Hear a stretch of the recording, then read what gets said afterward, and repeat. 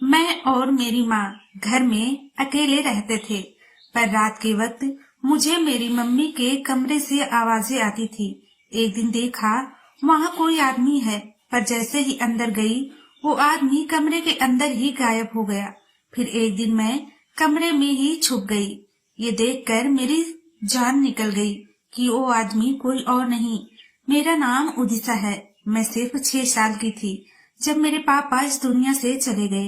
वो काम के सिलसिले में दूसरे शहर गए थे, जहाँ से खबर आई कि वो इस दुनिया में नहीं रहे।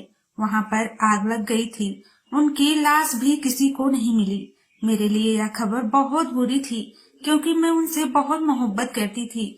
मेरी माँ बहुत जवान और खूबसूरत थी, लेकिन उन्होंने फिर भी दूसरी शादी से मना कर दिया। ये बात थोड़ी हैरान करने वाली थी, मेरे लिए भी और सारे खानदान वालों के लिए भी, क्योंकि मेरी माँ मेरे पापा से बहुत ज्यादा झगड़ा करती थी। मेरे पापा का कोई अच्छा बिजनेस नहीं था, उनके पास कुछ नहीं था। मेरी माँ एक अमीर खानदान से आई थी। मेरे नाना हमारे घर का खर्चा उठाते थे। मेरे पापा को हर वक्त कोसते रहते थे। मेरी माँ भी उनके साथ मिल जाती थी। मेरे पापा बहुत तकलीफ में रहते थे। ऐसे में अक्सर उनको रोते और परेशान होते देखती थी। वो मुझे गले लगा लेते और कहते कि मेरी प्यारी बेटी है, मुझसे बहुत प्यार करती हूँ। मैं कहती कि मेरे लिए इस दुनिया के सबसे अच्छे पापा आप हैं। एक बेटी के लिए उसका बाप ही उसका सब कुछ होता है, चाहे वो कोई मजदूर ही क्यों न हो। लेकिन मेरे पापा मुझे छोड़कर चले गए। मैं उस वक्त तो बहुत छोटी थी। मेरी माँ के साथ इतनी मोहब्बत नहीं थी जितनी पापा के साथ थी। छोटी थी, ये दुख किसी तरह मैंने बर्दाश्त कर लिया, लेकिन इसको अपने दिमाग में बैठा लिया और मैं बहुत सारे बीमारी में शिकार हो गई, जिसमें सबसे बड़ा दिक्कत ये था कि मुझे बिल्कुल भी खुद पर भरोसा नहीं था। मैं किसी के सामने बात नहीं कर सकती थी। मैंने बहुत मुश्किल से स्कूल में पढ़ाई की, उसके बाद घर बैठकर बीए की तैयारी किया, लेकिन फिर भी जब मुझे बाहर जाना पड़ता लोगों से बात करने के लिए, मेरे हाथ पैर कांपने लगते थे। लोग भी हैरान हो जाते थे कि इसको क्या हो गया है, बात तक नहीं कर पाती थी। मुझे ऐसा लगता था कि मैं अकेली हूँ। मेरी माँ, उनकी जिंदगी में कोई फर्क नहीं आया था। वो अभी भी तैयार होती थी, अपना ख्याल रखती थी, बाहर जाती थी। मैं इस दुनिया से और अपनी माँ से दूर रहना चाहती थी, इसलिए मैं अपने घर में जो अतिथियों के लिए एक कमरा साइड पर बना था, उसमें रहने लगी। मैं उस कमरे में ही आराम करती थी, क्योंकि वो कमरा बाहर था और उसकी छत खराब हो गई थी, इसीलिए वहाँ पर पानी भरना शुरू हो गया। मेरी माँ ने मुझे कहा कि मैं वापस घर के अंदर आ जाऊं। अंदर कुछ कमरे खाली हैं, मुझे बाहर रहने की जरूरत नहीं है। मैं अंदर नहीं आना चाहती थी, पर जब मेरी मजबूरी थी, मैं घर के अंदर आ गई। मेरे कमरे के अंदर सामने वाला कमरा मेरी माँ का था। मेरे कमरे से उनके कमरे की खिड़कियां भी नजर आती थीं। बचपन में भी मेरा यही कमरा होता था। मैं इसलिए यहाँ पर आना नहीं चाहती थी, क्योंकि फिर मुझे बार बार मेरे पापा की याद आती। मैंने एक डॉक्टर से भी बात की हुई थी। मैं हर सोमवार को आ जाया करती। वो भी मुझे यही कहती कि तुझने अपने पापा की मौत को अपने दिल पर ले लिया है, जो तुम्हारे अंदर डर पैदा कर दिया है, जिसकी वजह से तुम्हारी जिंदगी बर्बाद हो रही है। लेकिन तुम्हें खुद पर काबू पाना होगा, क्योंकि वो तो इस दुनिया से चले गए हैं, पर तुम्हें इस दुनिया में रहना है। लोगों से बातचीत करना होगी। किस तरह तुम लोगों से बातचीत करोगी, कैसे गुजारा होगा। मैं खुद अपने लिए बहुत परेशान थी, क्योंकि मेरी उम्र 18 साल हो गई थी। अब मैं कानूनी बालिग थी। मुझे अपने काम खुद करने चाहिए थे, अपनी देखभाल खुद करनी चाहिए थी। मेरी माँ पर मुझे वैसे भी कोई भरोसा नहीं था। अब मैं घर के अंदर आ गई थी, तो मैंने अजीब बात नोट की, और वो ये कि रात को मेरी माँ के कमरे से कुछ आवाजें आ रही थी। ऐसा लगता था उनके कमरे में कोई है। पहली रात को मैंने सोचा शायद ये मेरा वहम हो रहा है, और मैंने इस बात पर ध्यान नहीं दिया। लेकिन दूसरी रात मैंने खुद अपने कानों से आवाज सुनी, और जाकर कमरे पर दस्तक दी। कमरे की लाइट ऑन थी। इसका मतलब कि मेरी माँ जाग रही थी, लेकिन वो इस तरह उठकर बाहर आई जैसे नींद से उठी हो, जबकि उनके चेहरे पर भी मेकअप लगा हुआ था। मैंने कहा, आप जाग रही हैं? उन्होंने कहा, तुम ये पूछने के लिए नींद से जगाई हो? मेरी नींद खराब की है। मैंने कहा, नहीं, मैं सो नहीं रही, क्योंकि मुझे आवाजें आ रही हैं। उन्होंने कहा, मुझसे टीवी ऑन रह गया था, टीवी की आवाज भी अभी अभी मैंने बंद किया है। मैंने कहा, अच्छा, मुझे लगा आपके कमरे में कोई है। मेरी मम्मी ने कहा कि तुम पागल तो नहीं हो गई हो, इस वक्त मेरे कमरे में कौन हो सकता है? क्यों अजीबोगरीब तरफ सी बातें कर रही है? मेरी मम्मी ने गुस्सा कर दिया। मैं शर्मिंदी हो गई, क्योंकि उनका गुस्सा सही था। मुझे ऐसी बात नहीं करनी चाहिए थी। खैर, मैंने उनसे माफी मांगी और कहा, दोबारा ऐसा कुछ नहीं होगा। सुबह में वह काम पर चली गईं। मैं उनके कमरे में गई। मुझे लगा कि मुझे रात को उनके साथ इस तरह बात नहीं करनी चाहिए थी, इसलिए उनको खुश रहने के लिए मैंने उनके कमरे की सफाई शुरू कर दी। मैंने सोचा कमरा साफ करूंगी तो वो खुश हो जाएंगी। मैं कमरे की सफाई रूटीन वाली सफाई नहीं कर रही थी। मैं कमरे को बहुत अच्छी तरह साफ करना चाहती थी, लेकिन अभी मैंने काम करना शुरू ही किया था कि मुझे एक ऐसी चीज मिली जिसका मेरी माँ के साथ कोई लेना देना नहीं था। मैं मर्दों की चीज थी, यूँ कहना चाहिए शादीशुदा लोगों की चीज थी, जो इस कमरे में नहीं होनी चाहिए थी, लेकिन इस कमरे में पड़ी हुई थी, वो भी बेड के नीचे। मैं पूरी तरह हैरान रह गई और इसके बारे में अपनी माँ से भी पूछ नहीं सकती थी, क्योंकि मुझे शर्म आ रही थी। लेकिन ये चीज कमरे से क्या कर रही थी? अभी सफाई नहीं हुई थी। मुझे दरवाजे पर हलचल की आवाज आ रही थी। मुझे लगा मेरी माँ वापस आ गई है। मैं अपने कमरे में आ गई। मैंने कमरा साफ करने का बात अपने दिल से निकाल दिया।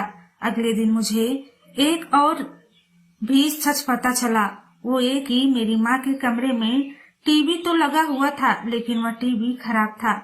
ये बात मुझे नौकरानी ने बताई, जो एक हफ्ते में एक बार आती थी। उसने कहा, वह टीवी तो कब से खराब है। आपकी मम्मी तो कह रही थी ठीक ही नहीं होगा। मुझे वह कह रही थी तुम ले जाओ, अगर ठीक हो गया तो अपने बच्चों के लिए चला लेना। मैंने अपने पति को कहा कि वो आकर उठा लाएं, लेकिन मेरा पति उठाने नहीं आया। वो बहुत निकम्मा है।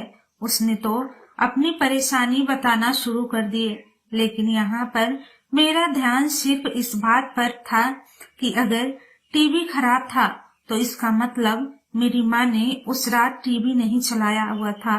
फिर उसके कमरे से किस मर्द की आवाज कैसे आ रही थी? क्या ये सब कुछ झूठा था? मैंने तो अपनी जिंदगी के काफी साल अपनी तन्हाई में इस तरह घर के बाहर बने कमरे में गुजार दिए थे। मैं घर के अंदर आई तो मुझे इन सारी बातों के बारे में पता चल रहा था। कमरा काफी छोटा था, जिसमें सिर्फ 2 मेहमानों के रहने की जगह थी। वहाँ बाथरूम भी नहीं था। बाथरूम बहुत पीछे बना हुआ था। सर्दियों में मुझे बिल्कुल बाहर जाना पड़ता था। मेरी माँ ने मुझे कभी ये नहीं कहा, तुम अंदर आ जाओ, इस कमरे में तुम कैसे रहती हो? कमरा ठीक नहीं है, तुम्हें बाथरूम के लिए बाहर जाना होता है, सर्दी लग जाएगी। आखिर मैं उनकी इकलौती बेटी थी। ये तो अब कमरा टूट ही गया था। तब माँ ने मुझे अंदर बुला लिया। ये घर वैसे ही बहुत पुराना था। ये घर मेरे पापा का नहीं था, मेरे नाना का था। यह एक पुरानी हवेली थी, जिसके 2 हिस्से हो चुके थे। बगल वाले हिस्से पर किसी ने कब्जा किया हुआ था और केस जीतकर उसको अपने नाम कर लिया था। हमारे पास थोड़ा बहुत हिस्सा था। घर तो शायद 100 साल पुराना था, जबकि अंग्रेजों के जमाने का था। कोई घर को देखता तो वो बहुत हैरान होता, कितना पुराना घर है, हम इसके अंदर से देखना चाहते हैं, वगैरह वगैरह। पर मेरा यहाँ बचपन गुजरा था, इसलिए मुझे इस घर से कोई खास लगाव नहीं था। मेरे नाना इस दुनिया से जा चुके थे, फिर भी हम महीने कुछ पैसे हमारे नाम आ जाते, जिसकी वजह से हमारा खर्चा चल रहा था। हमने नौकरानी रखी हुई थी। एक दिन मेरी माँ ने मुझे कहा कि तुम फालतू बैठी हो, मेरे बालों में कलर ही लगा दो। मैं तो ये सोच रही थी कि उन्हें इस उम्र में किसको इतना सज धज कर दिखाना था। मम्मी को देखकर बिल्कुल नहीं लगता था कि वो इतने सालों से विधवा हैं। वो अपना इतना ज्यादा ख्याल रखती, बिल्कुल ऐसे रखती जैसे शादीशुदा रहती हैं। एक बार दिवाली आई, अपनी माँ को मेहंदी लगाते हुए भी देखा था। अजीब लगता है कि वह अपने हाथों पर मेहंदी लगाए। किसी विधवा का तो दिल ही नहीं करेगा मेहंदी लगाने का। वो ये सोचेंगी कि मेहंदी तो हमेशा पति के नाम की होती है, और जब पति ही नहीं तो मेहंदी लगा कर क्या करना है। पर वो तो सारे काम करती थी जो शादीशुदा औरतें करती हैं। अपना बहुत ज्यादा ख्याल रखती थी। अब बाल सफेद होने लगे थे तो रंग लगा लेती थी, मेहंदी लगाती थी, अच्छे रंगों के कपड़े पहनती थी, हर त्योहार पर तैयार होती थी, अपने पैरों को साफ रखती थी, हाथों के नाखूनों पर नेल पॉलिश लगा कर रखती, अपने आप को सजा संवार कर रखती। मैं ज्यादातर तो अपना ख्याल नहीं रखती थी जितना मेरी माँ अपना ख्याल रखती थी। मैंने सुना मेरी मम्मी और पापा की लव मैरिज थी, तभी तो मेरी अमीर माँ ने गरीब आदमी से शादी की थी, वरना मेरे नाना कभी भी रिश्ता न होने देते। वो फौजी में रह चुके थे, बड़े ही सख्त इंसान थे। एक रात मुझे फिर से मम्मी के कमरे में आवाजें आई। मैंने अपना कान लगाकर सुना। मुझे मर्द की आवाज आई। कोई मर्द बोल रहा था। मेरी माँ हंस रही थी, मेरी माँ शर्मा रही थी। ऐसा लगता था वो माँ की तारीफ कर रहा है और वह शर्मा रही है। मैं कमरे में नहीं गई, लेकिन मुझे इतना जरूर कन्फर्म हो गया था, अगर कोई मर्द था। कुछ दिन बाद मेरे पापा की बरसी थी। मैं हमेशा अपने पापा की बरसी पर इस तरह उदास हो जाती जैसे आज ही वो इस दुनिया से गए हैं। मैं अपनी माँ को देखने लगी। वो तैयार होकर बाहर आई। मैंने देखा, मैंने कहा कि आज तो आप सादा कपड़े पहन लेती। कहते हैं अगर विधवा फैशन करे तो उसके पति को तकलीफ पहुंचती है। मेरी माँ ने कहा, क्या मतलब? मैंने कहा, आज पापा की बरसी है। उन्होंने अजीब सी शक्ल बना ली थी। कहा, फिर तुम क्या करने वाली हो? मैंने कहा, मैं हर बार की तरह गरीबों की मदद करूंगी। उन्होंने कहा, जाओ गरीबों की मदद करो। मैंने कहा, कहीं जा रही हो? मेरी माँ, एक दोस्त की शादी है। मैंने कहा, आपके पति की बरसी है, आज शादी में जा रही हैं। उन्होंने कहा, बरसी तो हर साल आती है, मरने वालों के साथ कोई मर नहीं जाता। मेरी दोस्त भी बहुत अच्छी है, उसका एक जवान बेटा है जो शहर में रहता है। मैं उसके साथ तुम्हारी शादी करवाना चाहती हूँ, तो मुझे जाना ही पड़ेगा। मैंने कहा, जब आपके दोस्त को पता चलेगा कि पति की बरसी वाले दिन तैयार होकर आप किसी रिश्तेदार की शादी में जा रही हैं, तो आपको अच्छी इंसान नहीं समझेंगी। मेरी माँ ने कहा, तुम बहुत बदतमीज हो गई हो। खबरदार जो मेरे सामने आइंदा इस तरह की बात निकाली। बदतमीज कहीं की, पता नहीं किस पर चली गई हो तुम्हारा बाप ऐसा नहीं है। मैंने कहा, वो पापा थे, उनके लिए थोड़ा सा वक्त निकालना पड़ता है, लेकिन आपको तो कोई परवाह नहीं है। मेरी माँ को इस बात की कोई परवाह नहीं थी कि इस बार उसने इस बात का जवाब भी नहीं दिया। वो घर से चली गई, लेकिन उसी रात मैंने कुछ ऐसा देखा कि मेरे कदमों तले जमीन निकल गई। मैं रात को जाग रही थी कि मुझे नींद नहीं आ रही थी। आज वैसे भी नींद आने वाली नहीं थी। आज का दिन मेरी जिंदगी का सबसे खराब दिन था। मैंने अपनी माँ के कमरे में किसी मर्द का साया देखा, खिड़कियों से नजर आ रहा था। मुझे पूरा यकीन हो गया था कि उनके कमरे के अंदर कोई मर्द मौजूद है। मैं जल्दी जल्दी उठी, एक पल भी गवाया बिना मैं उनके कमरे पर दस्तक देने लगी, जिन्होंने 3-4 मिनट बाद दरवाजा खोला। मुझे यकीन था जो अंदर था वह बाहर नहीं निकला था, क्योंकि दरवाजे के आगे मैं खड़ी थी, खिड़कियों के आगे भी मैं खड़ी थी। जो अंदर था वो अंदर का अंदर ही होगा, लेकिन जब मैं अंदर गई मेरे कदमों तले से जमीन निकल गई, क्योंकि वहां पर कोई भी नहीं था। बेड पर इतनी छोटी चादर थी कि उसके नीचे का मंजर नजर आ रहा था, यानी वो बेड के नीचे तो नहीं था। मैंने कहा, मेरे रूम का नल खराब हो गया है, मुझे जाना है। मैं चली गई, पर बाथरूम के अंदर भी कोई नहीं था। मुझे तो यह समझ नहीं आ रहा था। मैंने एक मर्द के साये को देखा, एक आदमी की आवाज सुनी, और वो इस कमरे के अंदर से कहाँ गायब हो गया। मुझे बहुत ज्यादा हैरानी हुई थी।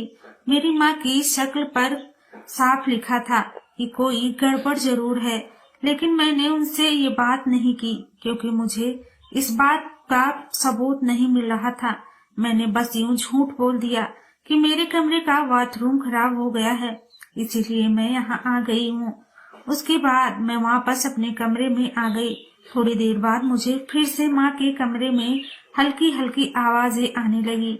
या तो फिर मेरी माँ पागल हो गई थी, अपने आप से बात करती थी, या कोई बात तो जरूर थी, या फिर उस कमरे के अंदर कोई भूत था जो मुझे देखते ही गायब हो गया था, क्योंकि इंसान इतनी जल्दी गायब हो सकता है। और न खिड़कियों से बाहर गया, न दरवाजे से बाहर गया, फिर कहाँ गया? उसे जमीन खा गई या आसमान निकल गया? मेरे तो सर में दर्द शुरू हो गया था। मैं यह बात किसी को बता भी नहीं सकती थी। मैं बहुत ज्यादा परेशान थी, लेकिन ये सोचकर अभी से ही अफसोस हो रहा था कि मेरी माँ ने इतने साल शादी नहीं की, और इस बात में भी खुश थी कि मेरी माँ पापा से बहुत मोहब्बत करती थी, वह वफा निभा रही थी, मेरे लिए कोई सौतेला बाप नहीं लाई थी। लेकिन अब तो कोई जरूर चक्कर था। मेरी माँ की जिंदगी में कोई आदमी आ चुका था, और मेरी माँ उसके साथ बहुत ज्यादा बुरा काम कर रही थी, वरना वो कमरे में क्या करते थे मुझे यकीन नहीं हो रहा था। मुझे पक्का सबूत चाहिए था, क्योंकि मैं अपनी माँ को ये बताना चाहती थी कि मैं बच्ची नहीं हूँ। मुझे सारी बातों के बारे में पता चल चुका है। अगर ऐसा होता तो उसके बाद मैं इस घर में कभी न रहती और यहाँ से चली जाती, क्योंकि इस तरह से मेरे पापा की यादों में तकलीफें पहुँचा रही थी। मैं बहुत परेशान थी, मैं बहुत उदास भी थी, लेकिन इस परेशानी के साथ साथ मुझे एक प्लान की जरूरत थी। मुझे सब कुछ जानने के लिए किसी अच्छे प्लान की जरूरत थी। मैं कमरे के अंदर नहीं जा सकती थी, क्योंकि मैं देख चुकी थी कि कमरे के अंदर जाकर भी कुछ हासिल नहीं हुआ था। इसलिए मुझे किसी ऐसे प्लान की जरूरत थी जिसमें गलती की गुंजाइश ना हो। मुझे अपना दिमाग इस्तेमाल करना था।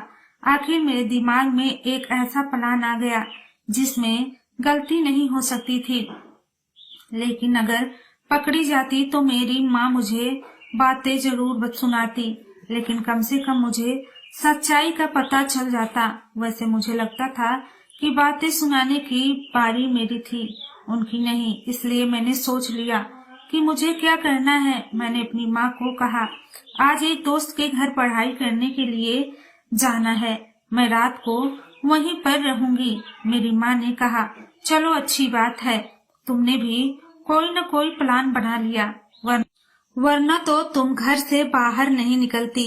शायद उनको इस बात की खुशी थी कि मैं घर पर नहीं रहूंगी, इसलिए मैंने उनको फोन करके कहा कि मैं अपनी दोस्त के घर चली गई, जबकि मैं अभी घर में बाहर नहीं थी। उन्होंने कहा, ठीक है, सुबह आराम से घर आ जाना। पर मैं अपनी सहेली के घर गई हूँ नहीं थी, मैं उनके कमरे में छुप गई थी। मेरी जगह छुपी थी जहाँ वो मुझे तलाश ना कर सके और मैं देख भी सकूं कि क्या हो रहा है। मेरी माँ कमरे में आई और कमरे में आते ही तैयार होने शुरू कर दिया। उसके बाद उस कमरे में वो हुआ जो देखकर मेरे कदम तले से जमीन निकल गई। मेरी माँ ने जमीन से कालीन उठाया, जिसको हम कभी भी जमीन से नहीं उठाते थे। वो बहुत ज्यादा भारी था। उसके नीचे जो चीज थी वो मैं देखकर हैरान रह गई। उसके नीचे कैद खाने का दरवाजा था। मेरी माँ ने कैद खाने का दरवाजा जोर से खोल दिया। उसमें से एक इंसान निकला जिसको देखकर मेरी मम्मी गले लग गई। मुझे ऐसा लगा मेरी सांस रुक गई या फिर मैं मर जाऊंगी, क्योंकि वो शख्स कोई और नहीं बल्कि मेरा बाप था, जो कि आज से कई साल पहले ही मर चुका था। फिर वहां पर क्या कर रहा था, इससे पहले वो लोग कुछ और करते, मुझे सामने आना ही पड़ा। वो लोग मुझे देखकर हैरान रह गए, मैं भी हैरान थी। मैं अपने बाप के गले लगी। उन्होंने मुझे प्यार किया और कहा, तुम कैसी हो? मैंने कहा, आप जिंदा हैं, फिर आपने मरने का नाटक क्यों किया? उन्होंने कहा, बेटा मैं एक बहुत बड़ा आदमी था, पर मेरे पास कुछ भी नहीं था, लेकिन एक चीज थी, वो थी लाइफ इंश्योरेंस जो मेरे पापा ने करवाई थी। मेरा इस दुनिया के लिए मरना जरूरी था, मगर मैं मर जाता तो इंश्योरेंस वाले हर महीने 2 लाख भेज देंगे। मेरे पास और कोई ऑप्शन नहीं था। तुम्हारे नाना का भी सब कुछ बिका हुआ था। इसके बाद कुछ भी नहीं था, बस दुनिया वालों के सामने भरम बनाकर बैठे थे। मैंने मर जाने की एक्टिंग की, इंश्योरेंस वालों को यकीन दिलाया कि मैं मर चुका हूँ। फिर महीने के 2 लाख आने लगे और बिना काम के ही जिंदगी के मजे लेता रहा। पत्नी के करीब था, मुझे कोई गम भी नहीं करना पड़ा। इसके नीचे मेरा कमरा है जहाँ पर टीवी है। मैं सुख का जिंदगी गुजार रहा हूँ। देखो इतनी अकल किस में होगी, वरना अगर मैं काम भी करता तो इतने पैसे न कमाता। मैंने अपने बाप को हैरान होकर देखा और कहा, आपकी मौत की वजह से मेरी जिंदगी बर्बाद हो गई। मैं एक मरीज बन गई और आप यहाँ से बात सोचकर खुश हो रहे हैं कि आपने बहुत बड़ा तीर मार लिया। आपने इस दुनिया की सबसे बड़ी बेवकूफी की है। मेरे पापा ने मुझे बातें सुनना शुरू कर दिया कि तुम्हारे लिए मैंने यह सब कुछ किया। तुम्हारी पढ़ाई के पैसे, तुम्हारा खर्चा, सब कुछ तुम्हें मिलता रहा। कभी किसी चीज की कमी नहीं हुई। अगर मैं यह सब नहीं करता तो तुम्हारे पास खाने को कुछ नहीं होता। मैंने अपने बाप को हैरान होकर देखा। मैंने कहा, आपने मेरी जिंदगी बर्बाद कर दी और आप खुश हैं।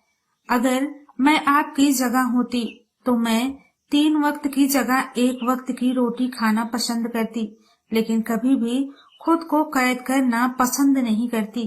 मुझे अफसोस है आपके लिए। मैंने अपनी जिंदगी बर्बाद की, रो रो कर अपना बुरा हाल कर दिया। मुझे ऐसा बिल्कुल नहीं करना चाहिए था।